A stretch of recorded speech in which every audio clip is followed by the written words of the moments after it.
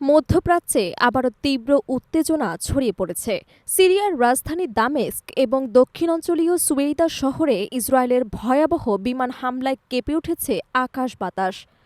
Israel দাবি করেছে এটি দ্রুজ সংখ্যালঘুদের সুরক্ষার উদ্দেশ্যে চালানো অভিযান। তবে সিরিয়া একে আন্তর্জাতিক আইন লঙ্ঘনকারী নগ্ন আগ্রাসন হিসেবে নিন্দা জানিয়েছে। বুধবার স্থানীয় সময় দুপুরে মধ্য দামেস্কে সিরিয়ার প্রতিরক্ষা মন্ত্রণালয়, সামরিক সদর দপ্তর এবং প্রেসিডেন্ট প্রাসাদের আশেপাশের গুরুত্বপূর্ণ স্থাপনায় একের পর এক বিমান হামলা চালায় ইসরায়েলি বাহিনী। প্রত্যক্ষদর্শীরা জানান, আকাশে ইসরায়েলি যুদ্ধবিমান চক্কর দিতে থাকায় রাজধানীতে আতঙ্ক ছড়িয়ে পড়ে। প্রেসিডেন্ট প্রাসাদের কাছাকাছি ভয়াবহ বিস্ফোরণের শব্দে শহর কেঁপে ওঠে। দেখা যায় কালো ধোঁয়ার স্তম্ভ। শুধু রাজধানী নয়, দক্ষিণ সিরিয়ার জর্ডান সীমান্ত ঘেঁষা সুয়েইদা শহরে বিমান হামলা চালানো হয়। এই শহরটি মূলত দ্রুজ সম্প্রদায়ের অধ্যুষিত, যেখানে কয়েকদিন ধরে সিরীয় সরকারি বাহিনী এবং স্থানীয় দ্রুজ যোদ্ধাদের মধ্যে রক্তক্ষয়ী সংঘর্ষ চলছিল। Syrian observatory for human rights জানিয়েছে, এই সংঘাতে ইতোমধ্যেই ২৫০ জনের বেশি মানুষ নিহত হয়েছে।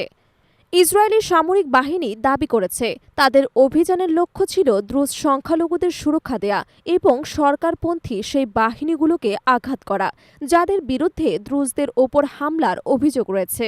ইসরায়েল সতর্ক করেছে, সিরীয় সেনাবাহিনী যদি সুয়েইদা থেকে না সরে তবে অভিযান আরও জোরদার করা হবে। অন্যদিকে সিরিয়া এই দাবি প্রত্যাখ্যান করে বলেছে, এটি সরাসরি আগ্রাসন, যার উদ্দেশ্য দেশের অভ্যন্তরে অস্থিতিশীলতা তৈরি করা।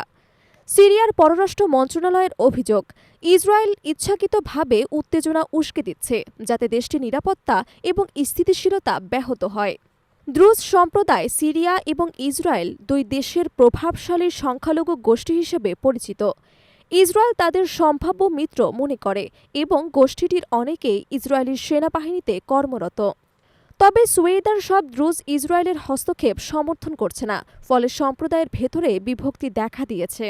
বিশ্লেষকদের মতে, ইসরায়েল চায় না সিরিয়ার নতুন সরকার দেশজুড়ে পূর্ণ নিয়ন্ত্রণ প্রতিষ্ঠা করুক, কারণ একটি শক্তিশালী এবং ঐক্যবদ্ধ সিরিয়া ভবিষ্যতে ইসরায়েলের জন্য কৌশলগত হুমকি হয়ে উঠতে পারে। এই কারণেই ইসরায়েল এমন হামলার মাধ্যমে সিরিয়ার ভেতরে রাজনৈতিক এবং সামরিক চাপ তৈরি করে রাখতে চাইছে। দামেস্কে হামলার কিছুক্ষণ পরই সিরিয়ার স্বরাষ্ট্র মন্ত্রণালয় সুয়েইদায় নতুন যুদ্ধবিরতির ঘোষণা দেয়। সরকারি সেনারা এলাকা থেকে সরে যাওয়ার প্রক্রিয়া শুরু করেছে।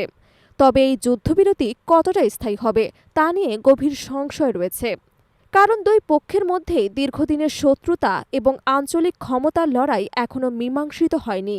মধ্যপ্রাচ্যের ভূ রাজনীতি পর্যবেক্ষকদের মতে, এই হামলা শুধু সিরিয়া ইসরায়েল সম্পর্ককেই নয়, বরং গোটা অঞ্চলের ক্ষমতার সমীকরণকে আরও অস্থির করে তুলেছে।